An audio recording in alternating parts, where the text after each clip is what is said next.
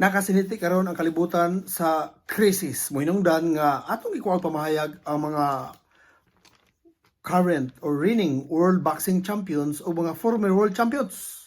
Nakuha na itong pamahayag si former two division champion turned promoter Jerry Ferles Peñalosa. Nakuha sa itong pamahayag ang former WBC light flyweight champion Rodel Batang Mandawi Mayol karon sa naka-trainer. Nakuha sa itong pamahayag ang reigning IBF super flyweight champion Jerwin Prettyboy Angkahas. Nakuha sa itong pamahayag si former WBC fly champion to karon trainer na si Malcolm the Eagle Eye Tuniacao. Nakuha sa itong pamahayag ang former world champion IBF light fly ug IBO light fly si Milan El Metodico Melendo. Nakuha sa itong pamahayag ang former World Boxing Organization minimum weight champion Merlito Tiger Junjun Sabelio. Nakuha sa itong pamayag ang current or reigning WBO Bantam champion nga si General Cuadro Alas Casimiro. Apa dili pa, welcome to my channel. Bisaya ka Munggay.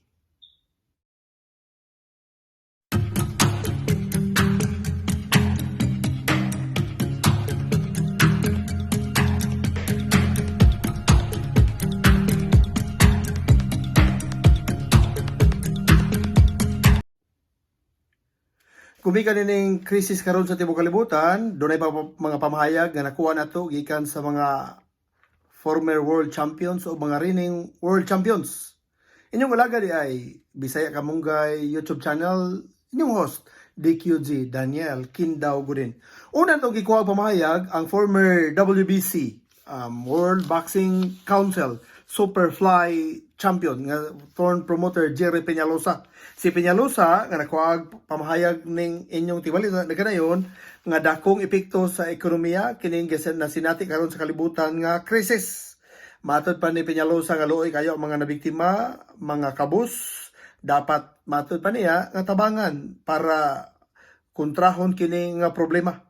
Og si Peñalosa mapasalamaton kayo sa mga frontliners dili lang sa Pilipinas kundi sa tibuok kalibutan, mga healthcare workers tungod nila sila mo'y nag-atiman o nag-atubang sa mga dunay mga problema o nangasakit nga naa sa mga tambalanan.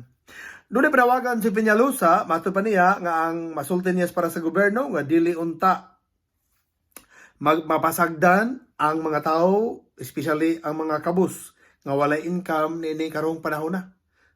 Mato pa niya nga maayunta nga dili magutman kining katawhan dili lang sa Pilipinas kundi sa tibuok kalibutan.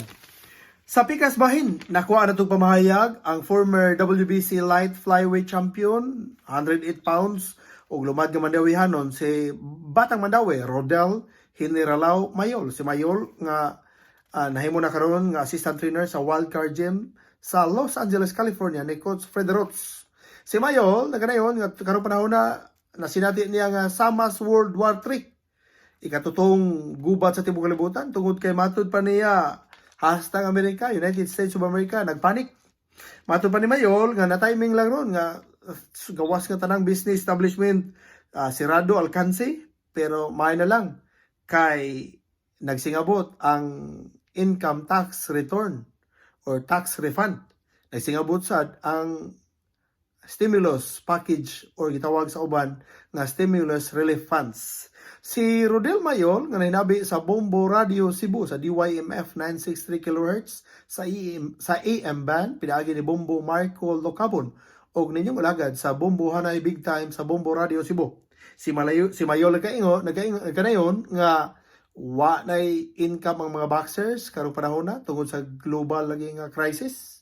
Kung walay income ang boxers kay way away, labaw na apektuhan ang mga trainers dili lang sa Amerika kundi apil na sa Pilipinas o sa tibuok kalibutan. Busa si Mayol karon na nga sirado man ang mga restaurants, sirado man mga sports bars, ang mga essential jobs, mga essential workers puro nagtrabaho karon. Mohinungdan nga nagpasalamat siya nga dunay siya higala nga tag-iya og home care, hinungdan nga kasulod siya isip caregiver. Sa daging pangutanan itong balita, pila may suhulan sa mga caregivers karong panahon na sa particular na sa Los Angeles area sa California, diin siya nagbase. Matod pa niya nga minimum karon sa iyang kanasayran $13 per hour, 13 dolyares matag oras. Si Mayol na ganayon nga dili lang siya, kundi doon na pa'y mga pipila ka mga boxers nga wa na may away, nakasudsad sa trabaho isip caregiver. Number 1, gawa si Mayol, si Ray Perez, nga taga Simdangan, Zamboanga del Norte. Number 2, si Ricky Dulay, nga taga Samar. O number 3, si Junel Dapidran, ang pagumangkon ni the one and only 8th Division Champion o the fighting Senator Manny Pacquiao. Si Mayol na ganayon, nga nagtinguha magayta siya mukulis Pilipinas, kumikan kiwa na may boxing sa Amerika, pero di man sad siya makalarga tungod kay istikto man o doon na may mga gihimong pag-shutdown sa mga flight sa mga eroplano padong ngadto ug ngari sa Pilipinas ug ubang dapit sa kalibutan. Si Mayol ganayon nga nisuda lang siya pagka-caregiver para mabuhi niya yung pamilya ug gigamit niya karon ang iyang mga savings tinigpigan sa iyang pagka-trainer. Si Mayol ganayon nga nihunong nasad siya bago lang sa pagka-caregiver tungod kay usas mga pasyente nga iyang giatiman doon na say gibati sa lawas ug siya nabalaka nga basin natakbuyan siya nining lisod sad nga sakit nga niabot karon sa tibuok kalibutan. Nang hinaot si Mayol nga unta ang katawhan dili lang sa US kundi sa Pilipinas, motuog yun sa mga lokal otoridad nga dili magpasagad og lakaw. Number 2, kinahanglan nga protektahan ang ilang kaugalingon ug ilang pamilya. Ikatuto, iampo ang ilang kaugalingon ug ang ilang pamilya nga unta makaluwas ang tanan.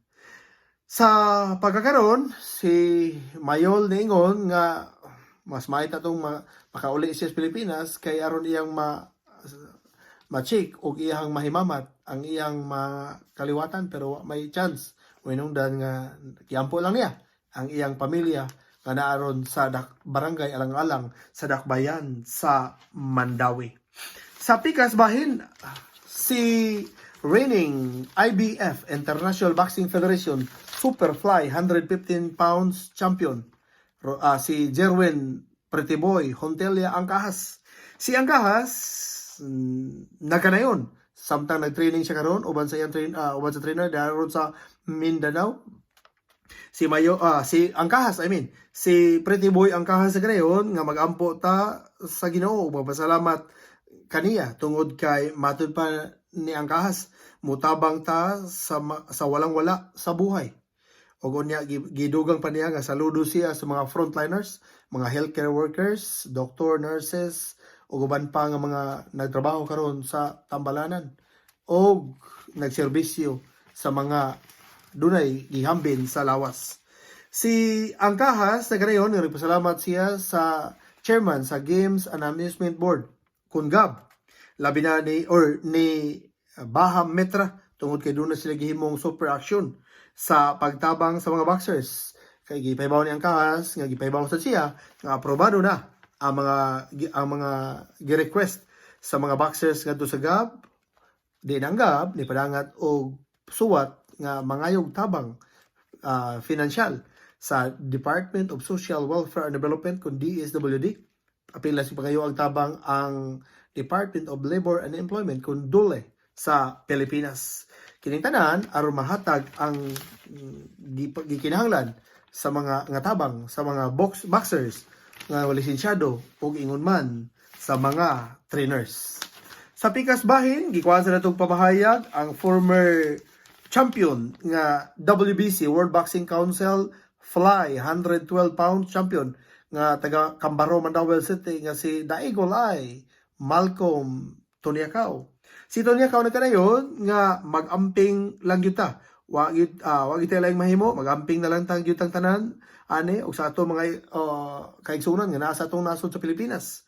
Si Malcolm Daigolay Toniacao nga nagbase na karon sa Japan isip part-time trainer o part-time garbage collector. Nagkanayon siya nga iyang giampo o nangidahay siya nga unta ang tanan magamping lakip na ang naa nga mga kaigsunan niya sa Japan o sa United States of America. Doon pinawagan si Tunyakaw sa gobyerno. Matod pa niya tabangan unta sa gobyerno ang tarang tao. Labi na ang mga boxers o mga trainers nga apektado kayo nini sa global crisis. Kay matod pa niya makakwarta rami or ang mga boxers, siya isip former boxers o makakwarta sa mga trainers kung dunay mga away nga giatubang ang mga boksidor. Pero sa pagkakaroon gihunong man busa walay income ang boxers, wala po income ang trainers kaya wala na may mag-train. Matod pa ni gidugang pa ni Tunyakaw nga pray unta tanan para sa atong tanan pod o sa atong pamilya nga malampasan kini nga global crisis. Sa pikas bahin, nakuhaan sa natong pamahayag ang former IBF, International Boxing Federation Light Fly 108-pound champion, former International Boxing Organization IBO, Light Fly hapon, 108-pound champion, nga sakop sa Bantugang Antonio Lopez Aldeguer, ala gym sa Cebu City, si Milan El Metodico Melendo. Si Melendo nga ninabi ning inyong alagad na kanayon nga dakong impact kanato kining tanan nga global crisis o sa atong kinabuhi o sa panginabuhi. Matod pa ni Melendo nga kining hitabua usa ni ka trials sa atong pagtuo sa Ginoo, atong faith kung unsa gyud kalig-on. Matod pa ni Melendo nga only God can stop this global crisis. Doon ay pinawagan si Melendo sa gobyerno sa Pilipinas. Matod pa niya to the government, keep doing your best, especially the President, Rodrigo Roa Duterte or Tatay Digong.